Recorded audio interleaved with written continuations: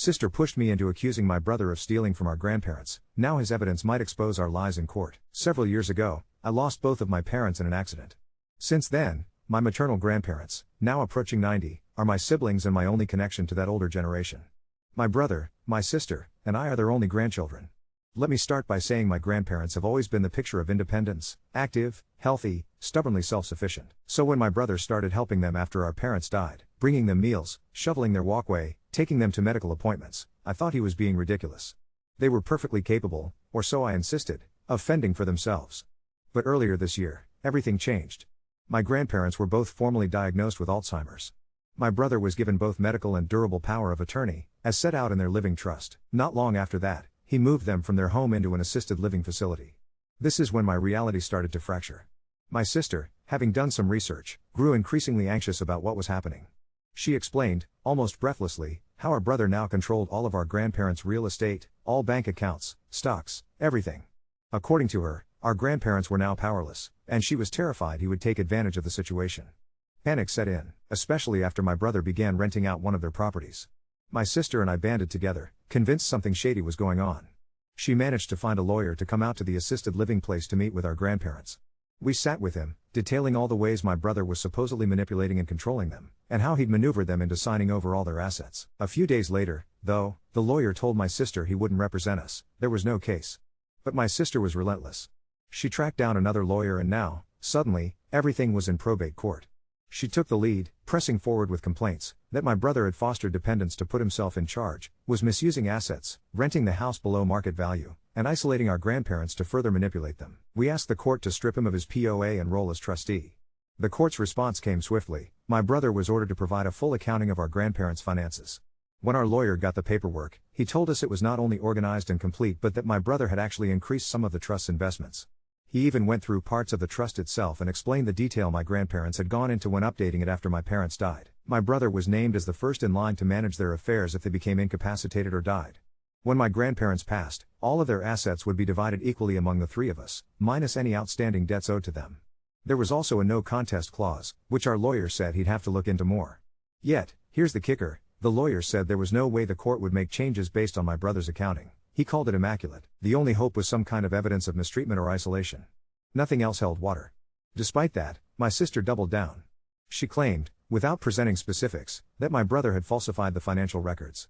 She was adamant she'd find proof and get him removed, erase the debts clause in the trust, and secure legal guardianship over our grandparents. I started to feel unmoored by all this. What if my brother had faked the accounting? What if my sister fabricated evidence and dragged me down with her? I was conflicted and increasingly suspicious. And God, my sister is a smooth talker, so damn convincing that, for a while, I almost forgot my own doubts. I confronted her, fishing for details about this proof, but she just weaved her story, never giving me anything concrete. When I asked her how she imagined managing our grandparents' care if my brother was removed, her answer stunned me: simply move them back home and hire a cleaning lady off Craigslist to visit once a week. I felt a cold sense of dread settle in. I finally braced myself and called my brother. He didn't have much time, he was putting his kids to bed soon, and the conversation was strained, but he agreed to answer my questions. I admitted I thought our sister was manipulating me and hiding things. He wasn't surprised. When I asked why he'd chosen such an expensive assisted living facility, he told me something chilling. A few months ago, my grandmother had left a pot on a lit stove and gone out shopping. My brother happened to check on them, found the kitchen filled with smoke, and a burnt pot ruined on the stove. My grandfather was obliviously watching TV, he'd even removed the batteries from the smoke detector after the last kitchen mishap. The whole house could have gone up in flames. That was when my brother knew they couldn't safely stay at home. But there was worse to come.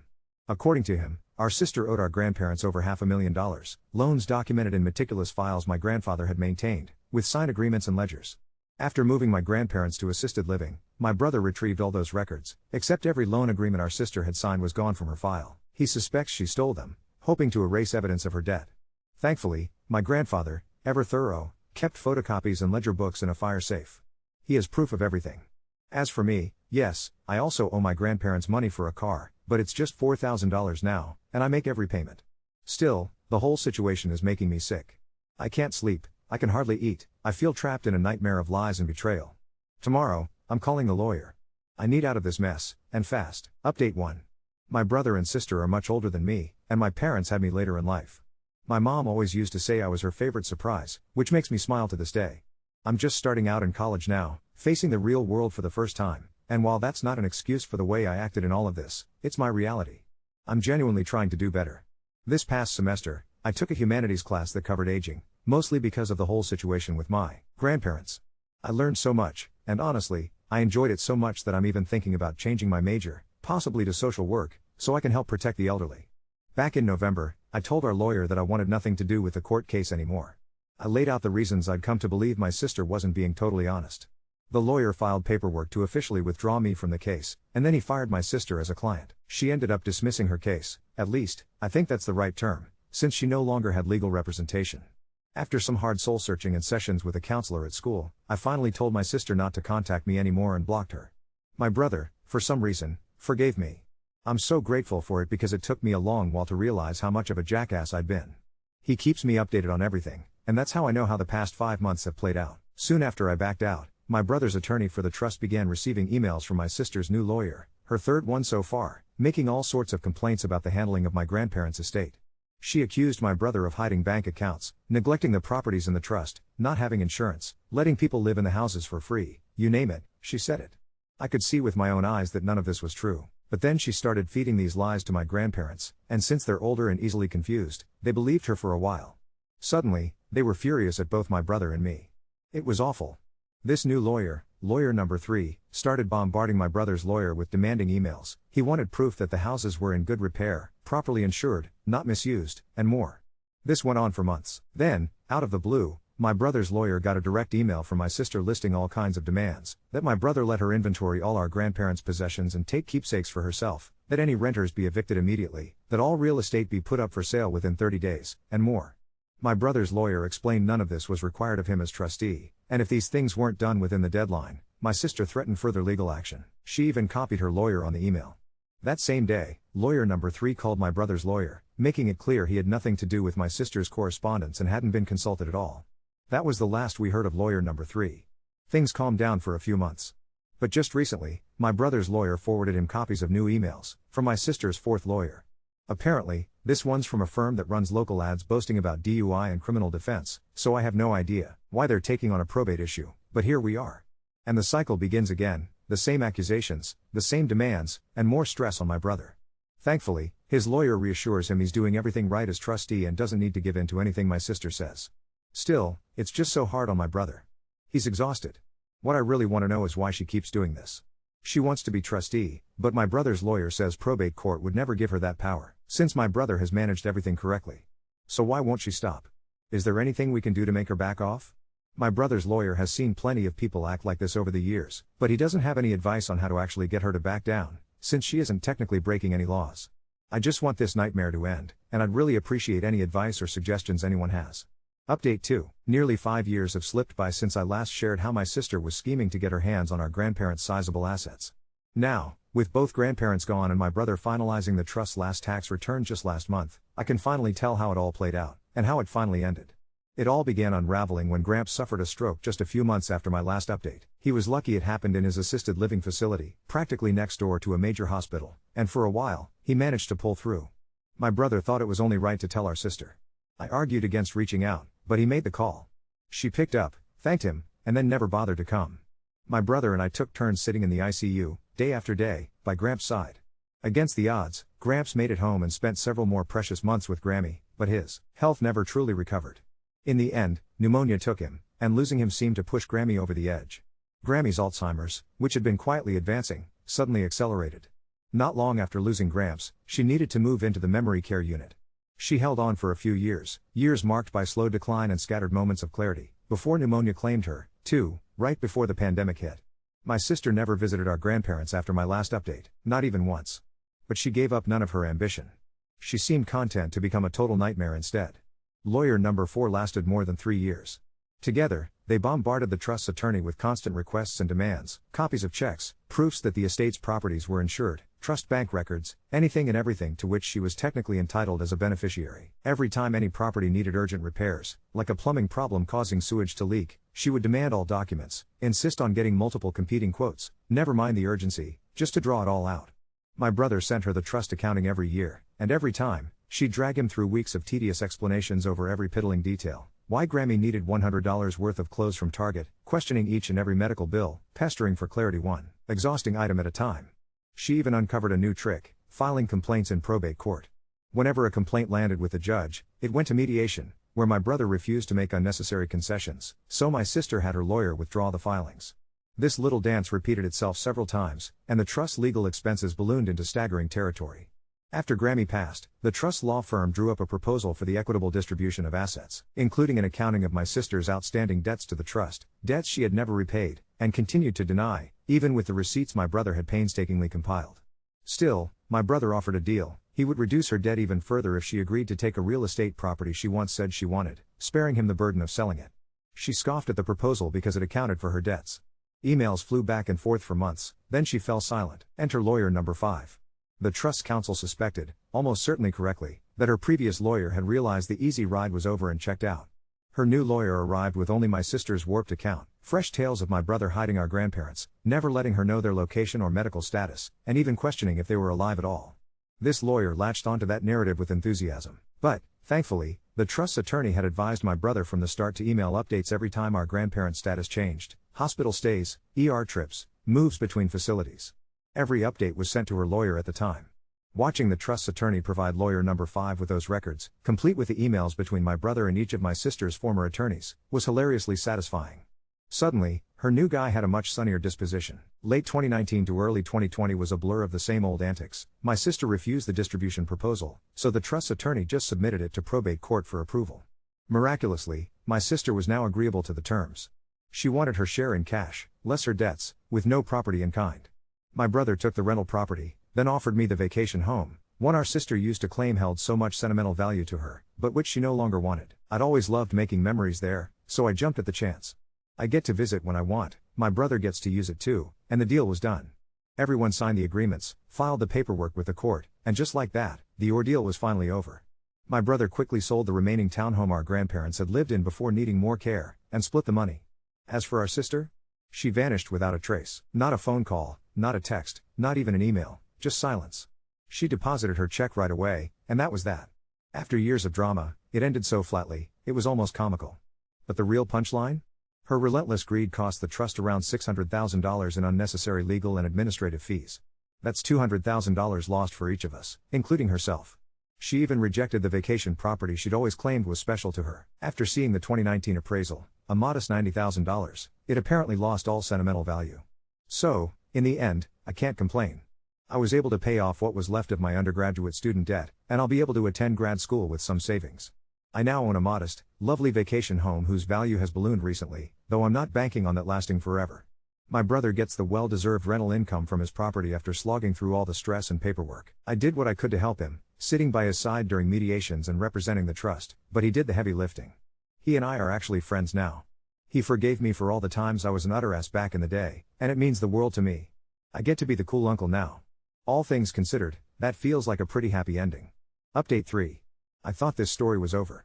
I really did. For 3 blissful years, my sister had disappeared completely, no contact, no drama, nothing. My brother and I had settled into our new normal. I was finishing up my master's in social work, he was managing his rental property, and we'd grown closer than we'd ever been.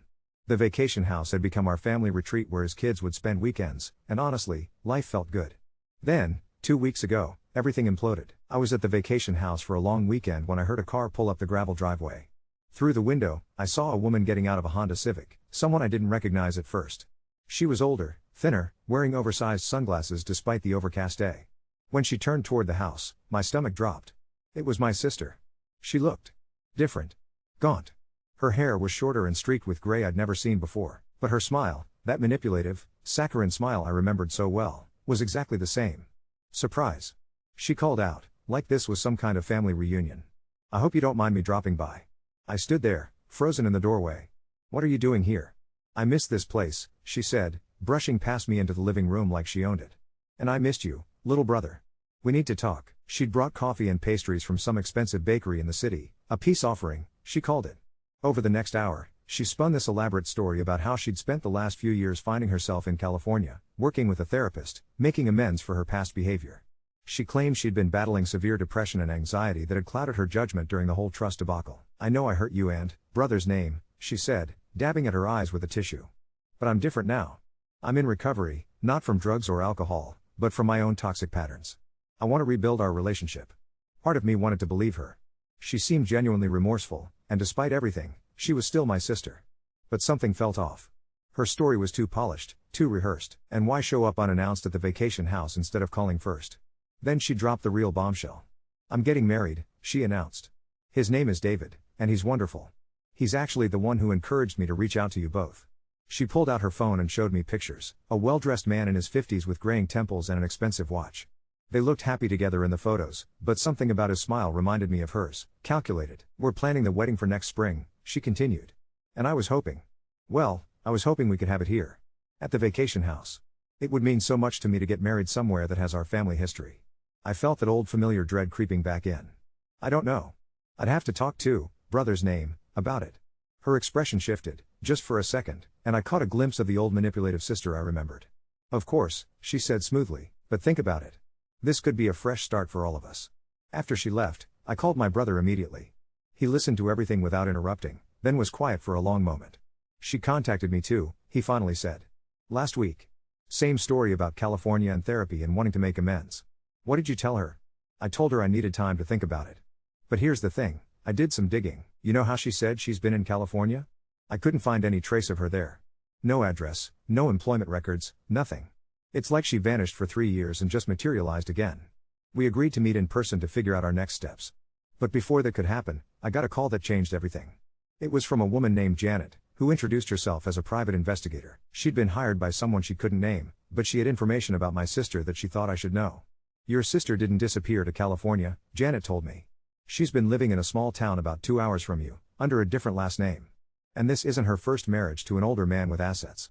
According to Janet, my sister had married a widower named Robert 3 years ago, around the same time she vanished from our lives. Robert died last year under circumstances the police briefly investigated but ultimately ruled natural causes. He'd left her his house and a modest life insurance payout. But here's where it gets really disturbing. Janet found records showing my sister had been researching our family's trust distribution online, specifically looking up property values and tax records for the vacation house. There's more, Janet continued. The man she's engaged to now, David, he's been married twice before. Both wives died young. Both left him everything. I felt sick. Are you saying she's targeting him? I'm saying your sister has a pattern, and you and your family might be in danger. David has been asking questions about your vacation property. Lots of questions. I immediately called my brother. We decided to meet that night to go through everything Janet had told me. But when I got to his house, his wife answered the door with tears in her eyes. She's been here, she whispered, your sister. She came by this afternoon while, brother's name, was at work. She knew things about the kids. Their school schedules, their friends' names. She said she'd been watching them. My blood ran cold. My brother appeared behind his wife, his face pale but determined. We're calling the police, he said. This ends now. But that's when we discovered something that made our situation infinitely more complicated. Remember those debt documents my sister had allegedly stolen from our grandparents' files? The ones my brother thought he had all the photocopies of?